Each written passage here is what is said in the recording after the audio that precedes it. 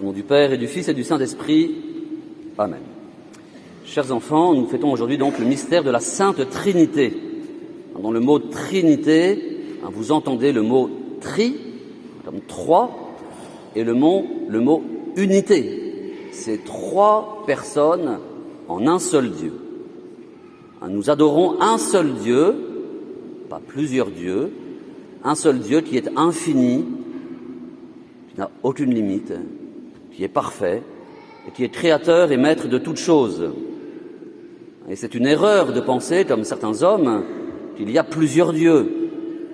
Dans l'Ancien Testament, Dieu avait justement voulu faire comprendre à son peuple que c'était une grave erreur de penser qu'il existait plusieurs dieux. Et c'est pour ça que l'insistance de l'Ancien Testament, c'est vraiment sur l'unicité de Dieu, un seul Dieu.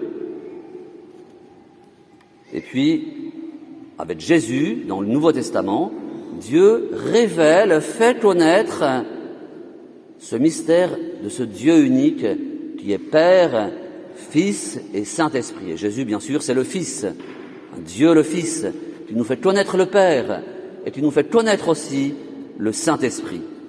Ça ne fait pas trois dieux, ça fait un seul Dieu, mais trois personnes en Dieu. Et en nous révélant ce mystère de Dieu qui est Père, Fils et Saint-Esprit, Jésus nous révèle en même temps le mystère de Dieu amour. J'en reparlerai tout à l'heure aux parents. Oui, c'est le premier et le plus grand des mystères de notre foi. Nous pouvons dire même c'est le plus mystérieux des mystères, si on peut parler comme ça. Tous les mystères sont mystérieux, mais c'est le mystère le plus mystérieux de notre foi, celui de la Sainte Trinité. Nous ne pouvions pas le connaître par notre intelligence. Par son intelligence, l'homme peut connaître qu'il existe un Dieu, mais il ne peut pas connaître seulement par sa raison que Dieu est trois personnes. Donc si on ne croit pas que Dieu est Père, Fils et Saint-Esprit, on n'est pas chrétien. On devient chrétien, vous le savez, par le baptême. Et nous sommes baptisés justement au nom du Père et du Fils et du Saint-Esprit. Au ciel, nous verrons Dieu. Quelle chance, hein. Nous verrons Dieu face à face. Et nous comprendrons mieux son mystère. Bien sûr, Dieu nous dépassera toujours. Donc on ne le comprendra jamais parfaitement, complètement. On n'aura jamais fait le tour. Il restera toujours infini. Et nous ne sommes que de pauvres petites créatures, même si nous serons dans la lumière pour le contempler. Et nous aurons d'ailleurs toute l'éternité pour chanter le Dieu trois fois saint. Sanctus, Sanctus, Sanctus. Quelle belle éternité finalement, que de chanter les louanges de ce Dieu qu'on ne se lassera pas d'admirer et d'adorer. Mais ici-bas, nous devons adorer, chers enfants, Dieu qui est Père, Fils et Saint-Esprit, sans le voir. Vous connaissez certainement les apparitions de Fatima, et vous vous souvenez, j'espère, qu'avant les apparitions de la Très Sainte Vierge Marie, les trois petits-enfants ont eu trois apparitions de l'ange l'année qui précède. Et la troisième des apparitions de l'ange, l'ange apparaît avec un calice et une hostie, va donner la communion à Lucie, à François et à Jacinthe, et il va leur enseigner cette prière. Il va se mettre d'ailleurs à côté d'eux, en se prosternant devant le calice et l'hostie qui étaient restés miraculeusement en l'air.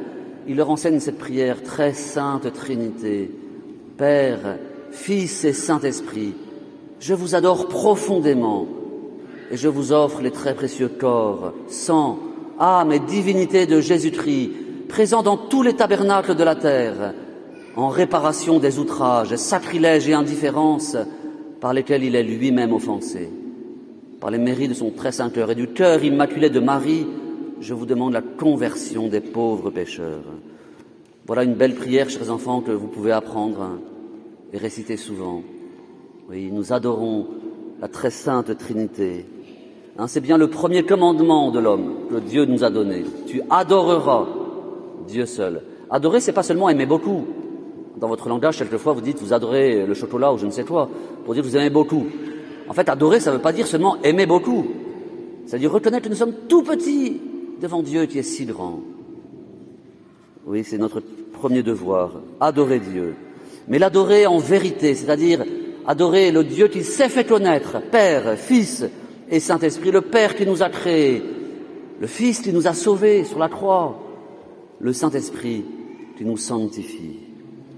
Reconnaître que Dieu est amour, qu'il nous a créés par amour, qu'il nous a sauvés par amour, qu'il nous a sanctifiés par amour et qu'il veut être aimé de nous.